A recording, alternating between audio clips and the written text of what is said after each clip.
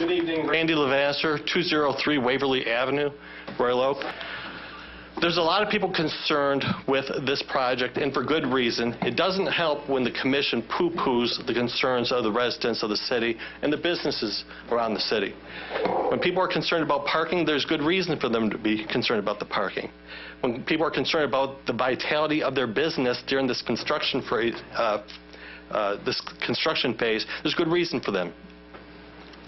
This is a major project that's going to have a significant impact on the city for generations. You're changing the whole dynamic, the whole downtown of our city, a city that people who have lived here for generations absolutely love. And this is not a decision that should be taken lightly. It's not a decision that should be made without the input of the voters. Something this major should go to the voters. And under our charter, because of the borrowing that you're doing to fund this, it has to go to the voters. You're trying to avoid that with your attorney in court. Those businesses, the taxpayers, they've sued you to stop this. Your attorney is trying to avoid giving the voters a chance to vote on this by getting around the charter. That's not what the charter's for. That's not what this body should be doing. You should be honoring the charter. It's the governing document that the voters gave you, saying this is how we want to proceed with our city. A lot of concerns with this project. A lot of people very concerned with giving a private developer $5.5 million of tax funds.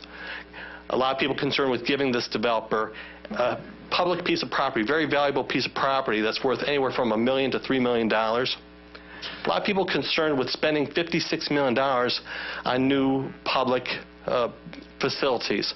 That's a lot of money. When you add it all up, it's more than $2,000 per household in this city. That's not something that should be taken lightly. That's not something that should be happening without input from the people. It certainly isn't something that should be happening with you representing that it can be done essentially for free. It's not free. The voters just gave you a lot of money for public safety, a lot of money for roads. They did that because that's important to them.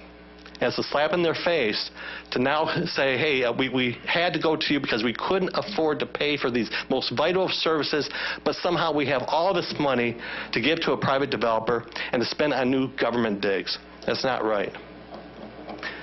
I don't expect that anything that anyone here says tonight is going to change your opinion.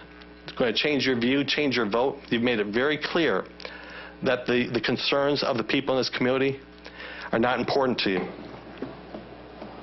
But I'm going to say one more time, this is a matter that should go to the vote of the people. It should not happen without their input.